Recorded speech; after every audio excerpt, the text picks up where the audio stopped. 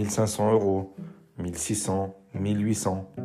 On entend tout et son contraire sur les salaires en tant que chauffeur poids lourd avec un permis C. Et aujourd'hui, je vais essayer de t'éclaircir un petit peu.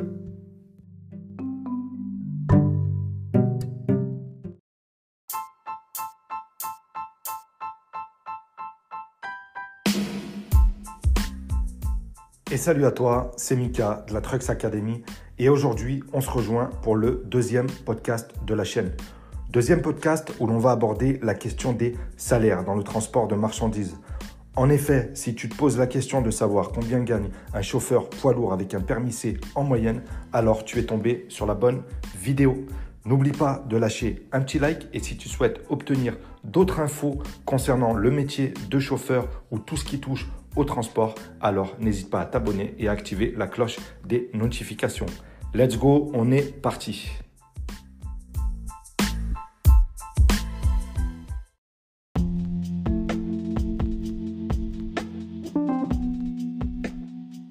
Allez, c'est parti pour le deuxième podcast et donc pour la question suivante. Combien tu peux gagner en étant chauffeur ou chauffeuse avec un permis C? Alors déjà, tu te doutes bien que le salaire va dépendre de la branche dans laquelle tu te trouves, car un chauffeur poids lourd uniquement avec un permis C qui fait de la courte distance en messagerie ne gagnera pas le même salaire qu'un chauffeur qui va faire de la longue distance en super lourd et qui en plus partira à la semaine. Donc, on va faire ces distinguos, je vais essayer d'être le plus concis possible. Ok? Alors, pour commencer, on va partir du principe où ton objectif, c'est de passer ton permis poids lourd. Ou alors, tu es peut-être en train de le passer. Et donc, ton objectif, c'est de commencer à travailler rapidement, de commencer à rouler. Et tu te dis, ok, combien je vais pouvoir me faire lorsque je vais trouver mon premier job? Alors déjà, lorsque tu as uniquement le permis C, sauf cas exceptionnel, il en existe toujours, tu seras majoritairement en courte distance. Ce qu'on appelle la courte distance, c'est que tu feras généralement entre 100 et 600 km maximum par jour. Donc, dans la grande majorité des cas, tu seras de retour chez toi, à ton domicile, tous les jours. Ok? Pour les chauffeurs courte distance, oublie les salaires à 3 000 euros. Tu seras plutôt entre 1600 et 2003, voire 2400 euros maximum.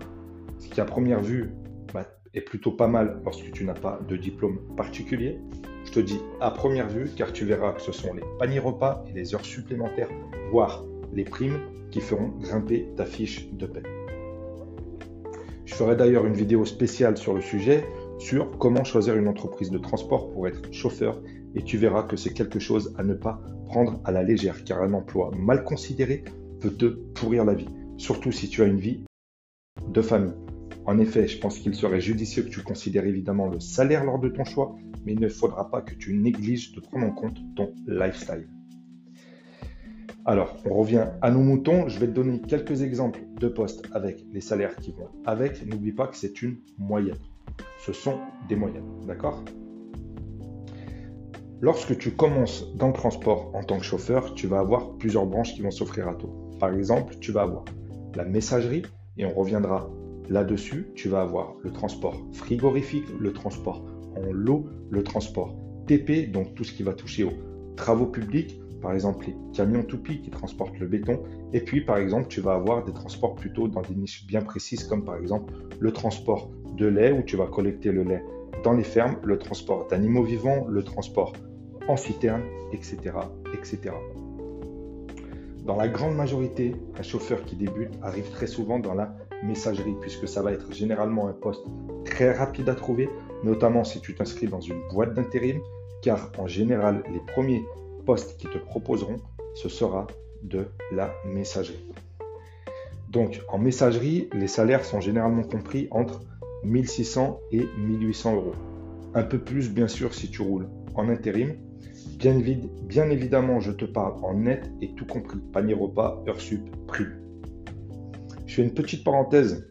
Si tu as ton permis poids lourd, même si tu débutes et qu'on propose un salaire net tout compris en dessous de 1600 euros à plein temps, bien sûr, je te conseille de refuser très fortement, même si tu débutes. Parenthèse fermée. Ensuite, autre exemple, le transport dans le travaux publics. Dans le TP, tu peux espérer gagner dans une fourchette comprise entre 1800 et 2100 euros. Et sache que dans cette branche, tu auras généralement des contraintes horaires moins lourdes que dans le transport de marchandises classique. Par exemple, je dis bien en général, et oui, tu auras des horaires beaucoup plus régulières. Exemple, tu commences à 7 heures le matin et tu finis à 16h30 l'après-midi. C'est loin d'être le cas dans le transport de marchandises, où là, souvent, tu sais à quelle heure tu pars, mais il est difficile, très difficile d'assurer ton heure de retour. Je parlerai des avantages, inconvénients selon les branches dans une prochaine vidéo et on abordera tous ces sujets, les conditions de travail, etc., etc. Donc, on revient sur les salaires. Je te disais que dans le TP, en moyenne, tu tourneras autour de 1800 à 2100 euros mensuels net. Ensuite, tu vas avoir le transport frigorifique, où là, il est très fréquent, mais pas automatique, que tu fasses des horaires décalés.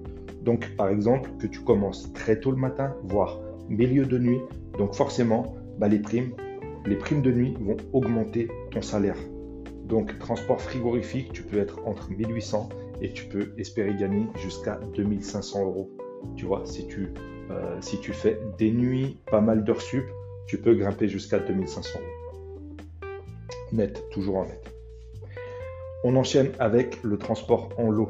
Ce qu'on appelle le transport en lot, c'est ce qui va se rapprocher le plus d'un transport classique de marchandises en super lourd, en semi-remorque.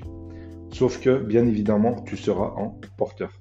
Donc, contrairement à la messagerie où tu peux faire jusqu'à 30 points de livraison à la journée, et là, en transport en lot, généralement palettisé, donc tu transporteras des palettes, tu feras par exemple entre 6 à 10 positions.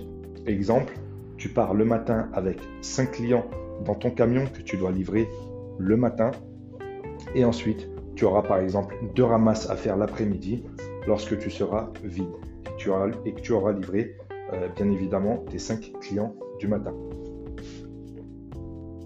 Donc au total, tu auras fait 7 positions. Ce qui va faire que le compteur d'heures va tourner, c'est que tes clients seront généralement espacés les uns des autres. Donc tu feras plus de kilomètres que dans les autres branches de transport. Mais je reviendrai de toute façon encore une fois sur les conditions de travail selon chaque branche lors d'une prochaine vidéo. Donc pour le transport en lot, tu tourneras généralement autour de 1800 à 2400 euros, toujours en net. Dans le transport en lot, il y a aussi l'attente qu'il ne faut pas négliger. Un peu comme les semis, il peut t'arriver parfois d'être chez un client et de rester coincé 1h30, d'attendre 1h30 qu'on te décharge ou qu'on te charge ton camion. Donc si tu avais prévu de rentrer chez toi à 16h, il est fort probable que tu rentres chez toi à 17h30. Et on finit avec les transports un peu plus particuliers, comme par exemple la collecte de lait, etc. Là, on est généralement plutôt sur de la très courte distance, avec des contraintes horaires moins importantes que les autres branches, c'est-à-dire que généralement, tu feras moins d'heures supplémentaires car tu auras souvent les mêmes tournées chaque jour. Cependant, ça ne sera pas moins difficile physiquement puisque conditions assez difficiles parfois, surtout dans des niches un petit peu particulières. Je vais te donner une petite anecdote.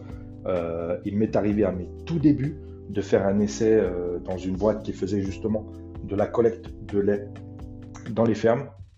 C'était l'hiver et les tuyaux de collecte, donc pour collecter le lait dans les fermes, avaient gelé.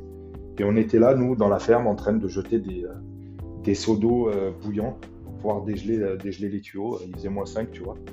Donc, conditions de travail assez difficiles. Donc, je pense que dans la tranche de ces transports-là, tu seras plutôt compris entre 1600 et 1800 euros.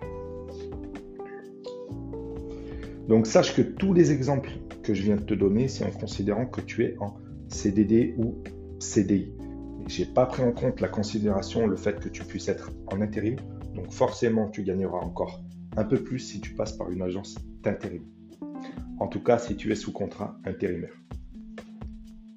Voilà, on arrive à la fin de ce petit podcast sur lequel j'ai essayé de t'éclaircir un minimum sur les salaires en tant que chauffeur. Si tu as d'autres exemples ou une expérience personnelle quelconque à ce sujet, n'hésite pas à nous les faire partager dans l'espace commentaire. En attendant une prochaine vidéo, je te souhaite le meilleur.